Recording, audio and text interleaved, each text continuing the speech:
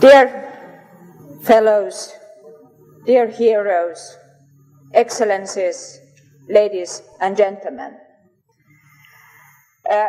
I'm honored on behalf of the Geneva Summit Coalition of 25 human rights NGOs, including Liberal International, to present our 2017 Courage Award. As we know, we are assembled here today to shine spotlight on urgent human rights situation that certainly must not be forgotten, as those we heard. At a time when attacks on the global liberal order are more frequent than for decades. We have heard so many forceful testimonies in words, in songs, in arts. And in these circumstances, it is natural that the Liberal International continues to be a co-host and partner of the summit, the fourth year in a row.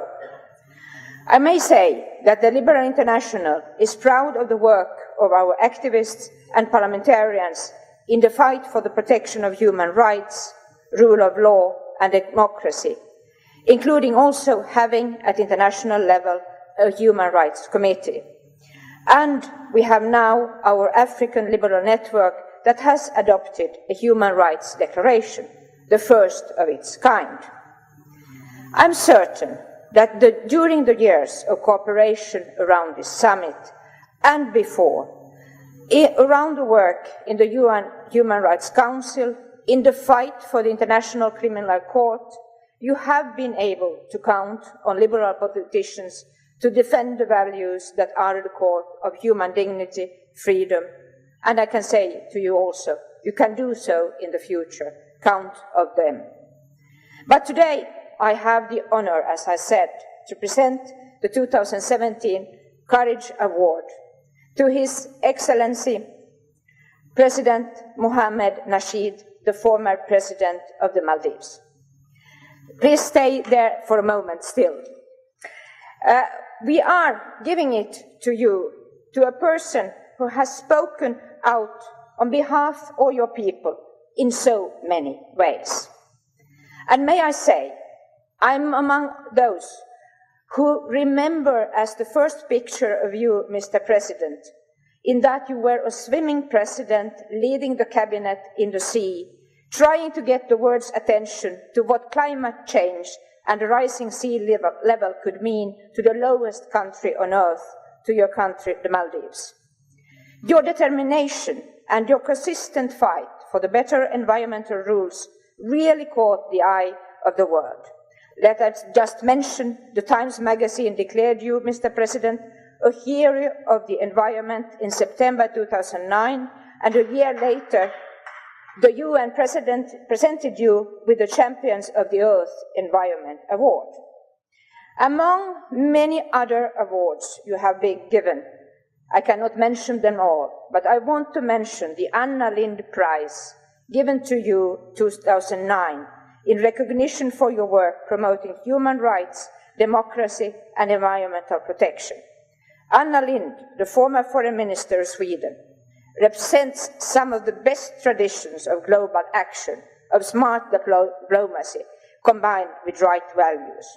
My belief is that she paid the highest price for her convictions as well, and the world would have been a better place had she been among us instead of being murdered. Mr. President, your work also shows how a defender of human rights, how a true democrat, is the person best to represent and defend the interests of all persons living in a country. And your work has contributed, as we understood, greatly to the awareness that if climate change is not abated, it will harm the human rights of everybody, but first it often hurts the most vulnerable. Early on, your country also made a forceful submission to the High Commissioner for Human Rights, which led to observations that it's a duty for countries to cooperate in the fight against climate change. Today we see how people have to leave their homelands because of the effects of climate change and or other forms of pollution. We know that some progress has been made because sustainable development goals binding on all of us have been adopted. We know that there are some notions in them on the relations between justice, rule of law, democracy, and development. Maybe not strong enough, but they are there. And let me also say, today, on the UNESCO International Day of the Mother Tongue, we also remember all those who are persecuted, like we have heard, because of language, religion, origin, and ethnicity. Let us remember them. But, Mr. President, you have got many additional names, but the one that has been used during this summit and is the most striking is the name Mandela of the Maldives. You were the Maldives' first democratically elected president. Before that, you had been arrested, tortured, and imprisoned on numerous occasions for your political beliefs and been named, among other things, a prisoner of conscience. You have endured incredible circumstances during the many times you were kept imprisoned. And yesterday I learned that for generations, members of your family have endured the same torture. You are a strong family. Mr. President, you led a campaign of non-violent civil obedience that pressured the dictatorial Gamoon, the then Asia's longest-serving ruler, to relax authoritarian controls and allow political pluralism. And in the historic election in 2008, you won and swept away 30 years of one-man rule. But, as you know, in February 2012, there was a coup d'etat perpetrated by security forces loyal to the previous regime, and you had to resign.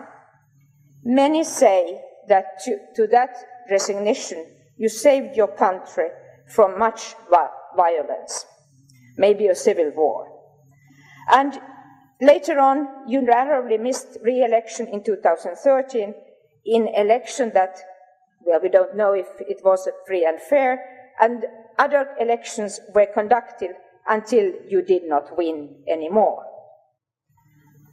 Dear fellows here at the summit, we sincerely hope that democracy, rule of law, and respect for human rights will come about soon in the Maldives, that your future campaigns for power will be successful and democracy be restored.